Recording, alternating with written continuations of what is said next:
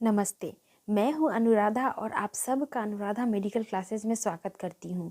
जैसा कि मैंने प्रीवियस लेक्चर में फीमेल रिप्रोडक्टिव सिस्टम के बारे में पूरी तरह से आपको बता दिया था और मैंने यह भी कहा था कि आगे का नेक्स्ट वीडियो जो होगा उसमें मैं आपको वजाइना के बारे में यानी कि फीमेल का जो बाहरी एक्सटर्नल जेनाइटेलिया होता है उसके ऊपर में डिस्कस करेंगे।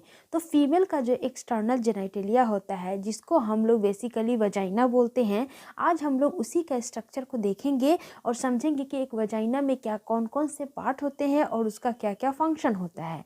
सारे लोग मैंने देखा भी है और बहुत सारे लोग मुझसे क्वेश्चन भी करते हैं, टेलीग्राम पे भी हो या फिर इंस्टाग्राम पे हो, पर्सनली मुझसे बात करते तो पूछते भी है कि मैम फीमेल का जो वजाइना होता है उसमें कितने होल्स होते हैं और उनका काम क्या क्या होता है। कई लोगों को तो पता नहीं होता है कि यूरिन का होल अलग होता है, मेंस्ट्रुएशन के लिए होल अलग होता है। तो आज मैं उन सारे लोगों का डाउट्स को क्लियर कर दूंगी और यहाँ पे बताऊंगी कि हेयर्स जो प्रेजेंट होते हैं फीमेल के प्राइवेट पार्ट्स में, तो उसका क्या इंपॉर्टेंट रोल होता है। ऐसे जो हेयर्स होते हैं वो मेल के भी और फीमेल के भी दोनों के रिप्रोडक्टिव रीजन में प्रेजेंट होते हैं। उसका मुख्य काम यह होता है कि वह बाहर से मान लीजिए कोई भी इन्फेक्शन वगैरह, बैक्टीरिया वगैरह है या फिर कोई किसी भी तरह की जो गंदगी है वह आपके हेयर्स में फंस जाए और फिर डायरेक्टली जो बहुत आसानी से जो पास आउट हो जाते हैं, आपके बॉडी के अंदर में पास हो जाते हैं, वह ना हो पाए और हमें बाहरी जो एक्सटर्नल चीज़ होते हैं जो हमारे रिप्रोडक्टिव रीजन के लिए सही नहीं होते हैं उसको अवॉइड करके रखें।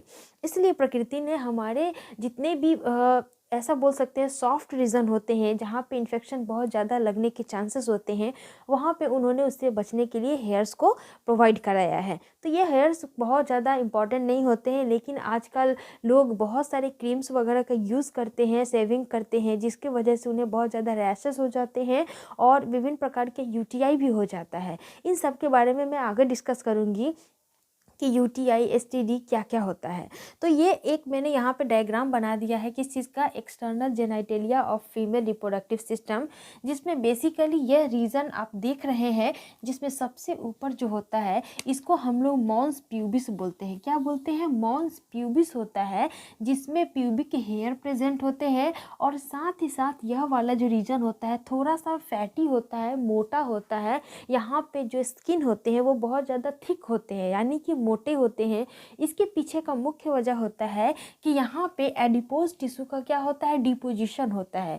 अब टिश्यू जो होता है ग्रुप ऑफ सेल को बोलते हैं और टिश्यू का भी बहुत सारा प्रकार होता है, जिसमें इपिथेलियल टिश्यू हो गया, कनेक्टिव टिश्यू हो गया, उसी में एक प्रकार होता है एडिपोज टिश्यू। एडिपोज टिश्यू जहाँ भी होगा आप समझिएगा कि वहाँ पे फैट का क्या हो जाता है, डिपोजिशन हो जाता है।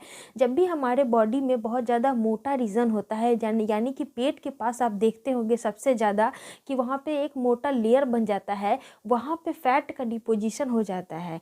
यानी कि फैट जो होता है सेल्स के बीच में जाकर के इकट्ठा हो जाते हैं। मान लीजिए यह आपका सेल है और यह सेल के ऊपर में कोई फैट आकर के जमा हो जाता है, जिसकी वजह से आपका वहाँ पे मोटापा दिखने लगता है। तो यह सेम कॉन्सेप्ट होता है यहाँ पे कि ये जो आपके मॉन्स पेविस होते हैं यानी कि यह जो रीजन होता है इस रीजन के ऊपर में हेयर्स प्रेजेंट होते हैं, वहाँ पे क्या होते हैं, यही एडिपोज टिश्यू का डिपोजिशन होता है।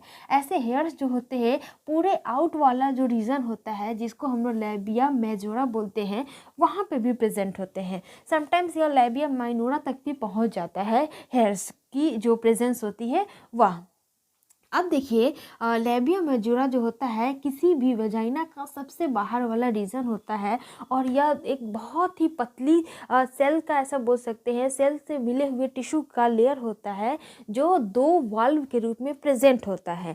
दो वाल्व कहने का मतलब हो गया एक वाल्व इधर एक वाल्व इधर, इस तरह से समझ सकते हैं। इस तरह से वाल्व, एक वाल्व ये और एक वाल्व ये, और दोनों जो होता है यह आपका ऊपर वाला लेयर जो होता है इसी को हम लोग क्या बोलते हैं, लैबिया मेजोरा बोलते हैं।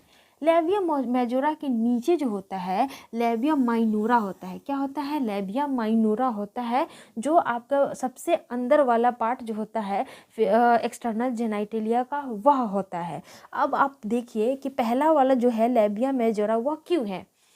इसका रीज़न यह है कि अंदर वाला जो पार्ट है लैबिया माइनोरा इसको प्रोटेक्शन देने के लिए, यानी कि यह जो कवर होता है यह आपके माइनोरा को कवर करके रखता है, ताकि किसी भी प्रकार का इन्फेक्शन जो है वो आसानी से आपके बॉडी में ना एंटर करे, कोई भी जो बैक्टीरिया फंगस है वो एंटर ना करे। क्योंकि हम जानते हैं कि यूरिनेशन के लिए ज़्यादातर फीमेल्स जो होती है ऑब्वियसली नीचे बैठती है। कमोड वगैरह का तो यूज़ आज अभी कुछ वर्षों से ही हमारे प्रचलन में है, लेकिन उससे पहले क्या होता था, फीमेल्स जाती थी खेत में, या फिर जो बेसिक टॉयलेट है हमारे घर में जो बनते हैं, वो सारे टॉयलेट्स में नीचे बैठ करके फिर यूरिन को पास आउट करती थी। तो उसमें होता क्या है कि जो भी अगर इन्फेक्शन वगैरह उस सीट के आसपास है, कोई भी बैक्टीरिया जर्म है, वो क्या होते हैं, वो ट्रांसमिट हो जाते हैं, एयर के माध्यम से भी हो जाते हैं, पानी के माध्यम से भी हो जाते हैं, या किसी भी प्रकार के गंदा कपड़ा वगैरह यूज़ करने से भी हो जाते हैं। तो इस प्रकार का बहुत जल्दी से ना हो पाए, इन्फेक्शन ना फैले, इसीलिए प्रोटेक्शन के लिए आपके फीमेल रिप्रोडक्टिव वाला जो सिस्टम होता है, जिसमें एक्सटर्नल जेनिटलिया के सबसे बाहरी वाला रीजन में क्या होता है, लेबिया मेजोरा प्रेजेंट होता है। अब देखिए हम लोग ऊपर से डिस्कस करेंगे कि लेबिया माइनोरा जो होता है, इसी के जस्ट ऊपर में एक क्लाइटोरिस होता है। क्या होता है, क्लाइटोरिस होता है। यह जो होता है ये बहुत ही ज़्यादा हाईली सेंसुअल होता है, सेंसुअल बोल दीजिए या सेंसिटिव बोल दीजिए, हाईली सेंसिटिव होता है, जो आपका कॉपुलेशन में बहुत ज़्यादा इंपॉर्टेंट रोल प्ले करता है। कॉपुलेशन कहने का अर्थ हो गया कि जब भी हम लोग सेक्सुअली इन्वॉल्व होते हैं, देन उस प्रकार के फिजिकल प्लेजर के रूप में ये क्लाइटोरिस बहुत ज़्यादा इंपॉर्टेंट रोल प्ले करते हैं। और यह क्लाइटोरिस जो होता है, इस एक प्रकार के प्रीप्यूस लेयर के अंदर में होता है, क्योंकि यह बहुत सॉफ्ट होता है और काफ़ी ज़्यादा सेंसिटिव होता है। अगर इसमें कब किसी भी प्रकार से टच हो जाएगा, कोई आपके क्लोथ्स हो गया या फिर स्किन हो गया, तो फिर ये बहुत ज़्यादा सेंसिटिव हो जाती है at a time. That's why ये जो होता है एक प्रीप्यूस लेयर के अंदर में छुपा होता है या फिर बैठा होता है, इस तरह से कह सकते हैं। अब देखिए लेबिया माइनोरा के नीचे ही जो होता है एक और भी ज़्यादा सॉफ्टेस्ट पार्ट बोल सकते हैं, वो हो जाता है, जिसमें सबसे ऊपर वाले जो पोर होते हैं ये यूरेथ्रल ओरिफिस होते हैं। क्या होते हैं, यूरेथ्रल ओरिफिस होते हैं। यहीं से आपका जो होता है यूरिन पास आउट होता है। क्या होता है, यूरिन पास आउट होता है। और इस यूरेथ्रल ओरिफिस के बगल में दो जो छोटे छोटे ग्लैंड होते हैं, जिसको हम लोग पैरा यूरेथ्रल ग्लैंड बोलते हैं। क्या बोलते हैं, पैरा यूरेथ्रल ग्लैंड होते हैं। ये बेसिकली जो होते हैं, ये कुछ अनवांटेड चीज़ जो होते हैं हमारे बॉडी से, कुछ वैक्सी सब्सटेंस होते हैं, वो सारी चीज़ को रिलीज़ करने के लिए रिस्पॉन्सिबल होते हैं। अब हम लोग नीचे की तरफ मूव करेंगे, तो नीचे की तरफ जो एक और होल होता है, इसको हम लोग वेजाइनल ओरिफिस बोलते हैं। क्या बोलते हैं, वेजाइनल ओरिफिस। ये जो होता है ये मेंस्ट्रुएशन के लिए रिस्पॉन्सिबल होता है, साथ ही साथ कॉपुलेशन के लिए। किस चीज़ के लिए होता है, मेंस्ट्रुएशन और कॉपुलेशन के लिए। ये दोनों चीज़ के लिए आपका ये वेजाइनल ओरिफिस रिस्पॉन्सिबल होता है।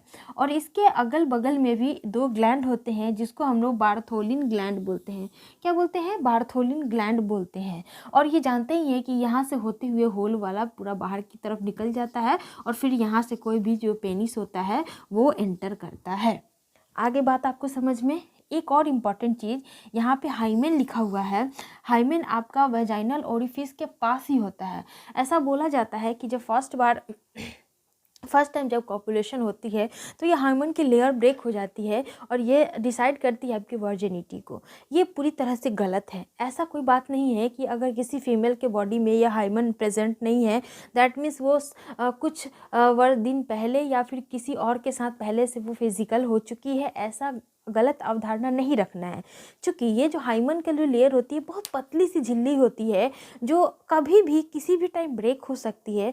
कोई जो फीमेल होती है बहुत ज़्यादा एक्सरसाइज वगैरह करती है, साइकिलिंग करती है, हॉर्सिंग करती है यानी कि घुड़सवारी करती है, जिम वगैरह में करती है, बॉडी बिल्डर है, तो हेवी लिफ्ट अप करने से भी कभी कभी क्या होती है, यह हाइमन ब्रेक हो जाती है। इसीलिए कभी भी अपने मन में गलत अवधारणा नहीं बनाना है कि कोई फीमेल के साथ अगर हम पहली बार कॉपुलेशन कर रहे हैं और उससे ब्लीडिंग अगर नहीं स्टार्ट हुआ, दैट मीन्स वो किसी और के साथ पहले से फिजिकल हो चुकी है। ऐसी अवधारणा गलत है। आई होप अब के बाद अगर आपके साथ कोई पूछे या फिर आपके साथ भी कुछ ऐसा सिचुएशन हो, तो आप उस चीज़ को गलत ना लेंगे। बिकॉज मैंने बहुत सारे रीज़न बता दिए कि हाइमेन को ब्रेक होने के लिए बहुत सारी चीज़ें रिस्पॉन्सिबल होती हैं। तो आपको एक्सटर्नल जेनिटलिया के बारे में पढ़ करके समझ करके कैसा लगा, मुझे ज़रूर बताइएगा कमेंट बॉक्स में। और अगर कोई डाउट होता है तो मुझसे टेलीग्राम पे भी पूछ सकते हैं, इंस्टाग्राम पे भी पूछ सकते हैं, जिसका लिंक डिस्क्रिप्शन में दिया हुआ है, या फिर टेक्स्ट कीजिए अनुराधा मेडिकल क्लासेस, आपको मिल जाएगा। तो मिलते हैं नेक्स्ट वीडियो में एक नए टॉपिक के साथ। लेकिन वीडियो अच्छी लगी हो तो जाते जाते वीडियो को लाइक, शेयर और सब्सक्राइब जरूर कर दीजिएगा। धन्यवाद। जय हिंद।